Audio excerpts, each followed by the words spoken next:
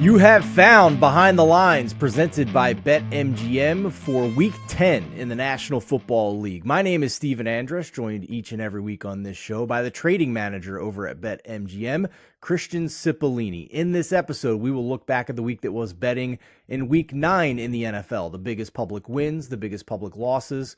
We will also look ahead to the early week lines, spreads, and totals over at BetMGM for Week 10.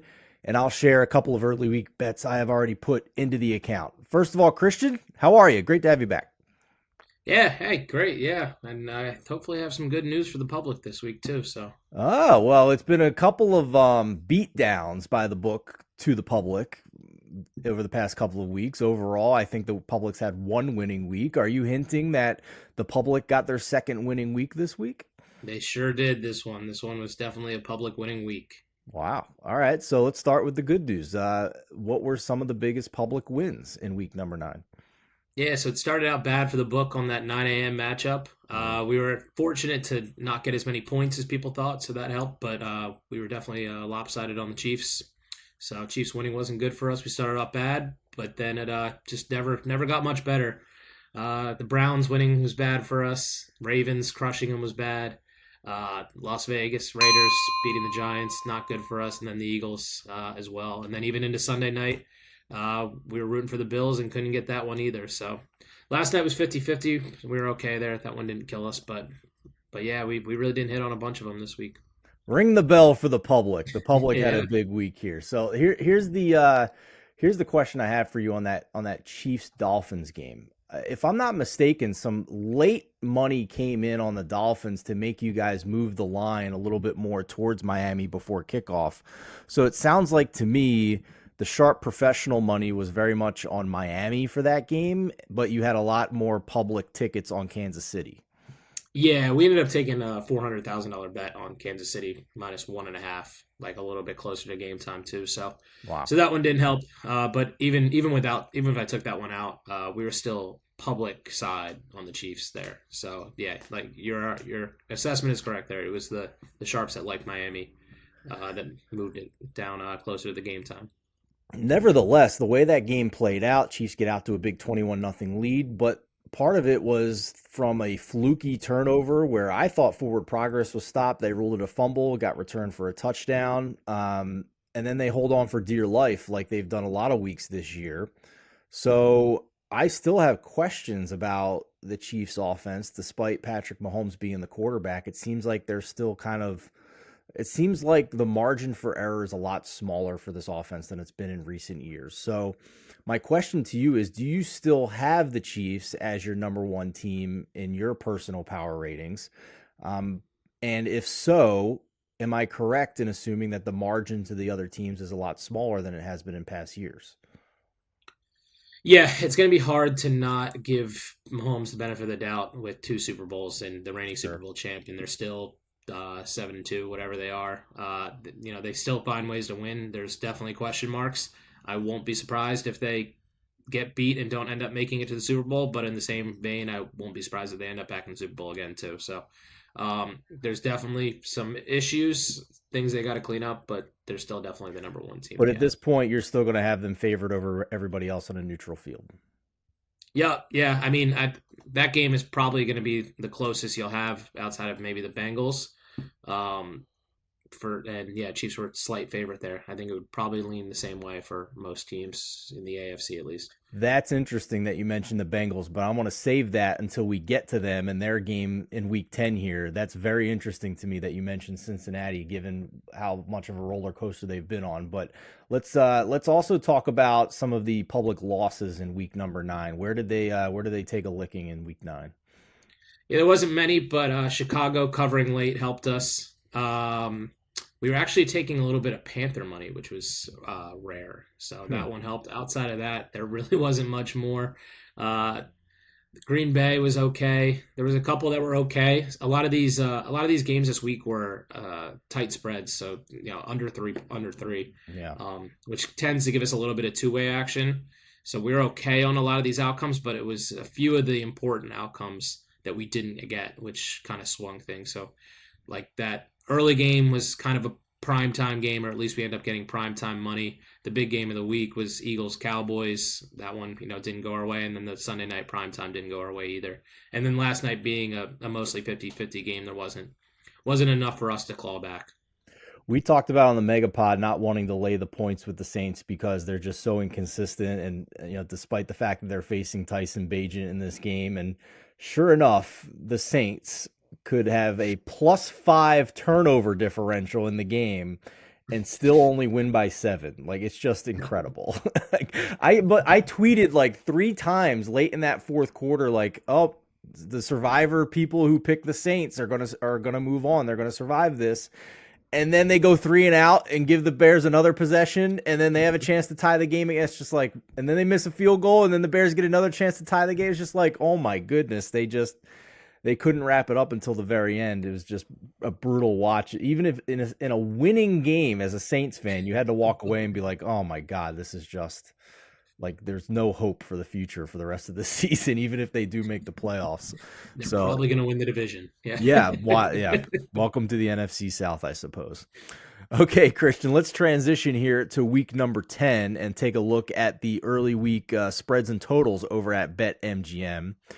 And speaking of those Chicago Bears, an absolute thriller on Amazon Prime. Cannot wait for the Al Michaels one-liners in this one, hosting the Panthers. Yeah, we have 4 primetime games this week and 4 pretty bad primetime games. Starting here with Panthers Bears. Bears are 3.5-point home favorites here with a 40-point total. I have no comment on this game, to be honest. I'll give everybody one comment on this game. If for whatever reason Justin Fields is not back this week, and I can still race over to your lovely BetMGM app, Christian, and get +3.5 on the Panthers at that point, then I would be in. But I'm guessing you guys are going to be finger on the trigger to move that line real quick if it is Bagent again. I'm assuming this line is more hedged towards Justin Fields. Yeah, this line is assuming it's Fields, and it'll come back through the 3 if Fields doesn't end up playing. So yeah, if he doesn't go, the 3.5 will be your number. There you go. All right, so another Germany game as well on Sunday morning here, 9:30 a.m. kickoff over in Frankfurt. Not quite as good as Chiefs Dolphins, but at least we get another morning kickoff here. The Colts hosting the New England Patriots. Again, likely dome environment here with the retractable roof. So we'll have perfect conditions whether the roof is opened or not. If it's rained, obviously they will close it. So where we sitting here for Colts and Patriots? Yeah, neutral site, but Patriots are 1.5-point dogs here with a 43.5-point total. Yeah, it's this is the correct line. Don't get me wrong. Like, with the way the teams have been rated this year, it makes sense to me. It's just at this point in the season, I'm starting to try to see teams that maybe just not having any more hope. They're just moving in the wrong direction. And another team like the Colts with a first-year head coach, despite having the backup quarterback in there, it still seems like they're playing really hard. And they got the owner doing dance moves to Meek Mill in the locker room after the game. Like, it seems like these guys are still very much up for trying to win moving forward here, despite the fact that they lost Anthony Richardson. And the Patriots are just a complete nightmare right now. So I don't know if I'm going to have a bet on this game, but it would be Colts or pass for me. And it seems like your computer agrees with every single one of those points I just made, Christian. So I love it. All right, let's move ahead here to the 1 o'clock Eastern window for week number 10. Yeah, Bengals, Texans. Bengals are 7-point home favorites with a 46-point total. Saints, Vikings. Saints are 2.5-point road favorites here with a 41-point total. Packers, Steelers. Steelers are 3-point home favorites with a 37.5-point total. Titans, Bucks. Bucks are 1.5-point home favorites with a 38-point total. 49ers, Jaguars. 49ers are 3-point road favorites with a 45-point total. And then the last of the 1 o'clocks here is Browns, Ravens, where Ravens are 6-point home favorites with 38.5-point total. Okay, let's talk about the Cincinnati Bengals. You mentioned earlier that they would be one of the teams closest to the Chiefs on a neutral field at this point. I assume that you guys have just, as a book, and perhaps also in your personal opinion, completely gone back to the preseason expectation, the preseason rating of this Bengals team. Yeah, I mean they're rolling now. They did the same thing last year where they started out slow and they're back now. I think that Bills Bengals game kind of should be able to show you enough that Burrow's back to where he was. We still have them for the book wise. We still have them behind the Ravens, but a lot of that plays into the number one seed factor, where the Bengals are going to be less likely to get that number one seed. The Ravens might have a chance at it if the Chiefs kind of fall off a bit. But if we were doing a Germany game in the AFC wise, Chiefs Bengals would be the closest we'd have them rated. I I can't say I disagree with you. I will say the one concern I still have is this Bengals defense. I don't think they're quite as sharp as they were a season ago. I think they're relying heavily on some turnovers, which week to week is not predictive, as we know. And they're still giving up a lot of yardage here. What happens in that Bills game if Dalton Kincaid doesn't fumble the ball in the second half? Maybe it's a little closer and the Bills come all the way back. They also gave up more than 8 yards per play to the San Francisco 49ers. So when you get in a situation like this week where we get to the key number of 7, I'm probably not pulling the trigger here on the Texans, despite how good CJ Stroud looked a week ago. Final decision will come on our Megapod on Friday, but with the concerns I have with their defense, if we're going to start getting some spreads where the Bengals are favored by a touchdown or more, I'm going to be looking hard at the other side in those situations, despite how much respect I have and share your opinion about them potentially being a Super Bowl team this year. It's just, style make fights, and I think they're just one of those teams that's going to score a lot of points, but also potentially give up a lot of points and yardage as well if they don't force any turnovers. Let's transition here to the late window on Sunday, Christian, 4 o'clock Eastern time kickoffs. Yeah, Falcons at the Cardinals. Falcons are 1.5 point road favorites with a 42.5 point total. Lions Chargers. Lions are 1.5 point road favorites with a 49 point total. Giants Cowboys. Cowboys are 16.5 point favorites with a 38.5 point total. And then last in the 4 o'clock window, we have Commanders Seahawks, where Seahawks are 6.5 point favorites and a 45.5 point total. If Kyler Murray plays for Arizona at home against the Atlanta Falcons, how do you predict this line moving, or do you think it stays where it's at? It's mostly factored in that Kyler's playing. It might swing to them being slight favorites. Just But depending yeah, on how much interest you get from bettors on Arizona? yeah. But first game back, kind of expected to have a little bit of rust. That kind of plays a little bit of a factor there. And then kind of just trying to get back into the swing of things. But yeah, this is mostly assuming he plays. That's good info. That's what I wanted to know, if you've already baked it into the line, and that's good to know. Thank you for sharing that. The other early week bet I have made is the Detroit Lions on the road against the Los Angeles Chargers. I actually bet this on the look ahead, where it was mostly a pick 'em. I think under 2 here is still fine for Detroit. Love the spot. Detroit coming off of a bye week. Chargers on a short week, coming back from a road game after playing on Monday night.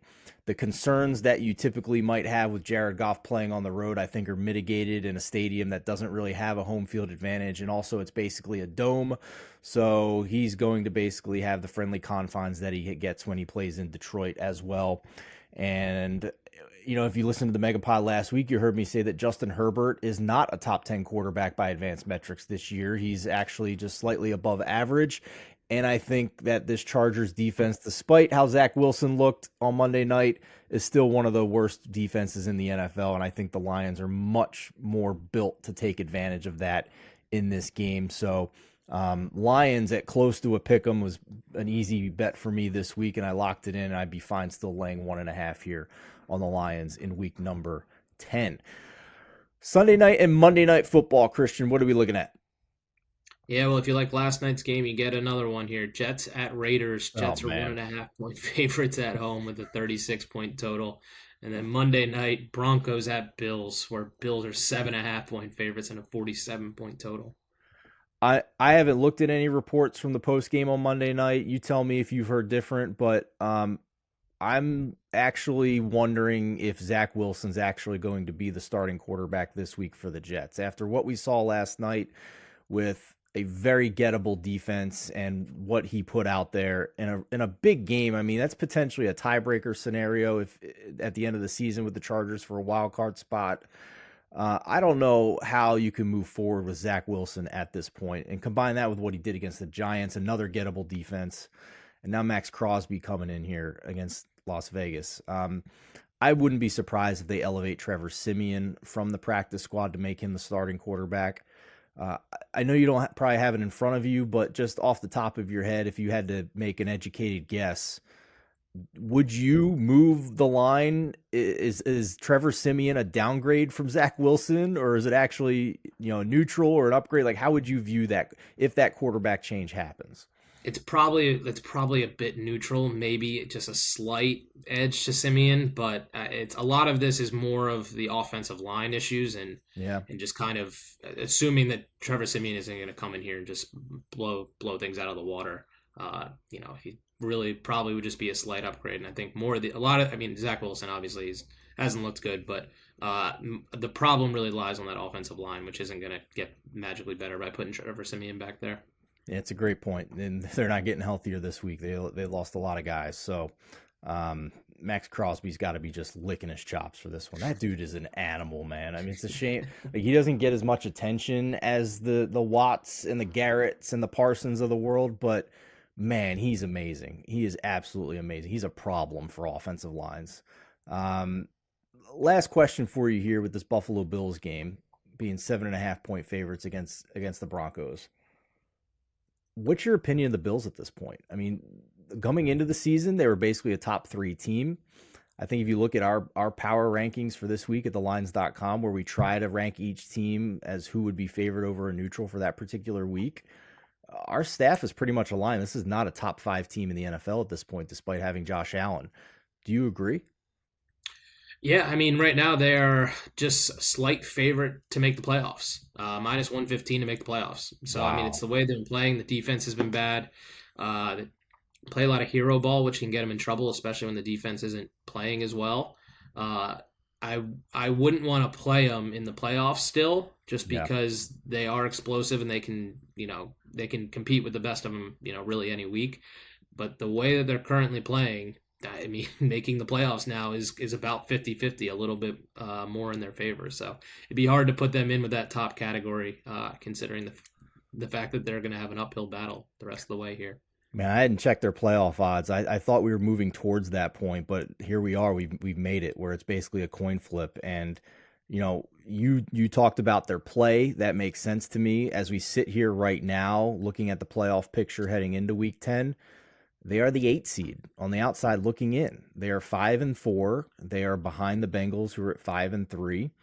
The Browns are at 5-3. The Steelers are at 5-3 for those three wild card spots, and obviously they're still chasing the Dolphins. They are still one game behind the Dolphins with a game to go against Miami. If they beat Miami again, obviously they would have the head-to-head tiebreaker after blowing them out earlier this year. The tough spot here is the schedule as well. They get Denver and New York the next couple of weeks, couple of winnable games where they should be more than touchdown favorites in both of those. And then it gets interesting. At Philadelphia, week 12, a bye week. At Kansas City in week 14. Home against the Cowboys in week 15. At the Chargers, who we know always play them tough, it seems. That is week 16. They get a break against New England week 17. And then potentially, the way this is shaping up, a huge maybe winner gets the division, loser either goes home or has a wild card.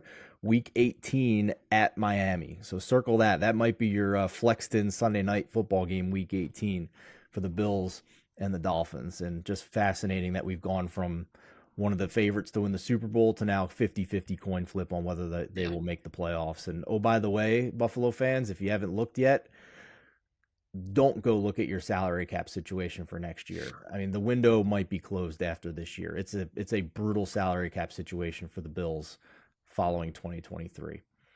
Well, on that delightful note, Christian, we'll wrap up the show and and thank you as well for all the fantastic insight from behind the scenes there at the sportsbook at BetMGM. For the rest of you, if you enjoyed the content, all we ask is that you hit the like button, hit the subscribe button, let us know in the comments what you think about some of these team ratings, who you're betting in week number 10. If you're listening on the podcast feed, a 5-star review really goes a long way to help bring this content to even more people.